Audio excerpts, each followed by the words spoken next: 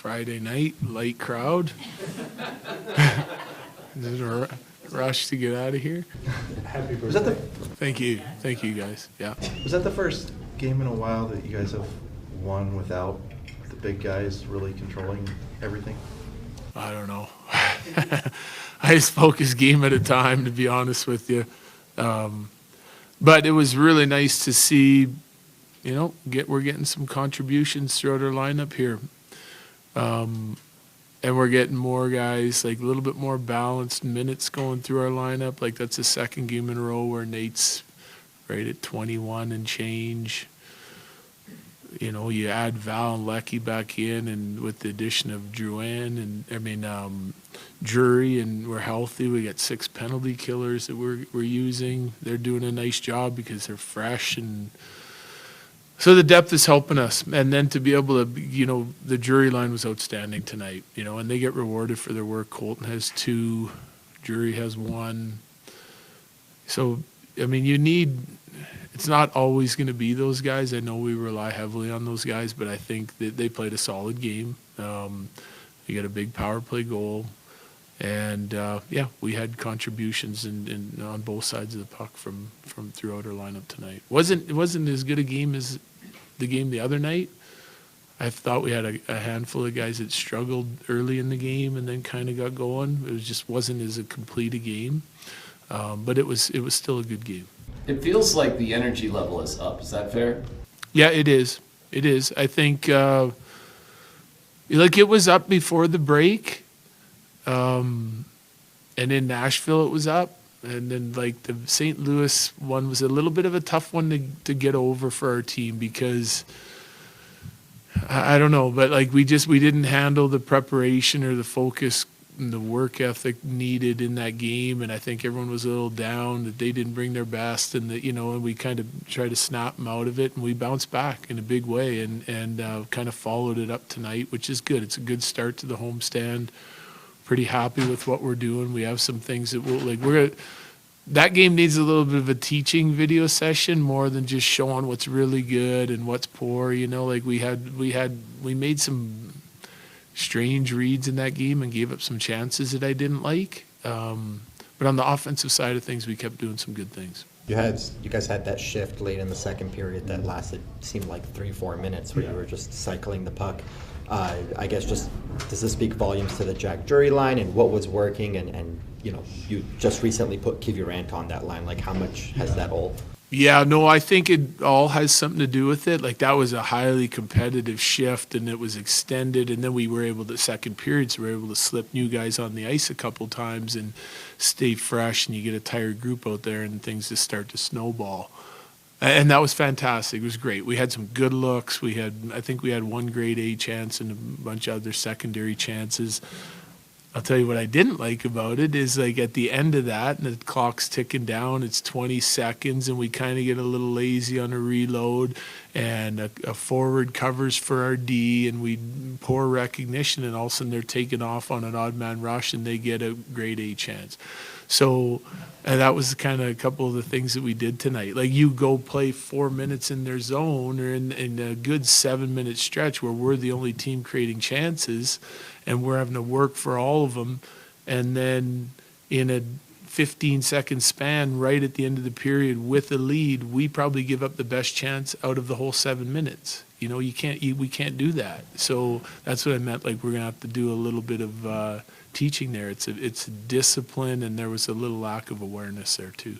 It looked like Nate got slashed, but he picks up the unsportsmanlike. Is that a situation where you can live with it because he's just passionate, or what's your message to him in that instance? I don't have to say anything. I mean, he knows that he's got to bite his tongue a little bit there. I don't have to say anything to him. I'm obviously not happy with it. He won't be happy with it either. So, like, I'm not going to bring it up again. Like, our guys are pretty aware. Even, like, they make a mistake on the ice, you don't have to go to him every time. You can go to him with a little advice, but you don't want to do it all the time, because then it just feels like you're harping on him. Knowing Nate, like, he's probably not wrong. I think it was a slash, and they're putting the whistle away because it's end of the game, and so I didn't really love that. But he's emotionally invested in the game. Coach, you talked to us yesterday about Ross Colton working through the goal drought. He gets 2 tonight. What can you say about him and what that his unit was able to do tonight? Yeah, well, I mean, I've already touched on the unit, but good for Ross.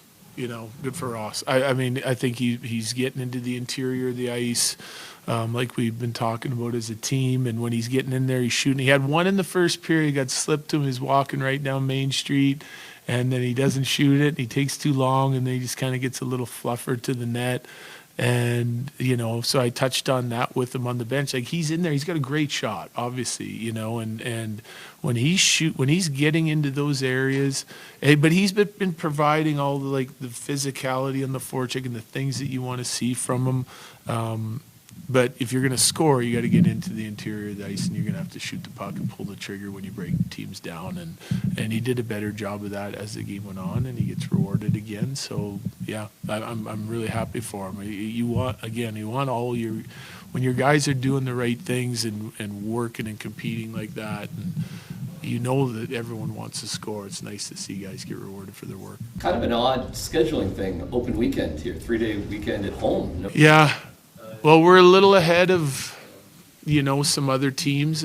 So I got to think by the end of next week, we'll probably see all the teams catch us in games played, and because we get really busy again in March, and they're going to have to make that game or two up at some point. So, but it's good. Like, we're still got some guys recovering from the Four Nations. They'll get a day tomorrow, and some guys may even get the next day, and we'll get one really good day of practice in before we get set and ready to go for the next home game. You last one, mentioned please go ahead. The other day you were talking about Shillington having a skill set that could really help you guys. He's had an elevated role these last 2 games, and then that second period he has those 2 assists. Is that kind of what you guys envisioned?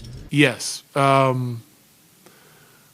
I'm going to be as honest as I possibly can with Shilly. He's a little bit high event, right? Like, he has a turnover on the first goal against. He has a random pinch with no F3 in the first period that gives up the odd man rush. So 2 of the best chances of the period, he gives them up. But then you see him, I mean, he had to have a couple points tonight, right? So the neutral zone steps up on the guy, steals it, pivots out of it with his skating, rips it up the ice, catches Drouin, and then he has the other one later, I think. And you we need that offense. He's going to tighten it up a little bit on the defensive side of it, because I really think he can help us. His puck moving, his skating, he plays an aggressive D-zone style. He's just got to learn to make sure he's making the right reads before he uses his skating and closes quick to his advantage. So there's a couple reads, and some of that is just, I think, probably just a little rust. Hasn't played a lot of hockey, so we're going to try and work him through it because of the other things that he did on the offensive side of it. You mentioned on Sunday that you made a comment about this team isn't the same type of high-flying offense as what you've had in the past. Were you envisioning these last 2 games coming out of that? Well, I didn't say we couldn't score. I mean, I think overall in the league, we're still sitting at 8th in goals for. It's a pretty good offensive team.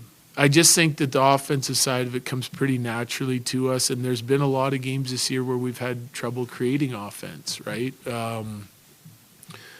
So that means you have to be better in other areas, And we've been talking as a team for the 9 years I hear, like, you want it to be rock solid. You want to be known for your, great defending, and you still want to be dangerous, and so we've been trying to improve our defending for years, but we've played, I would say the bulk of our wins this season, like, we've been really good defensively. Like, we're improving.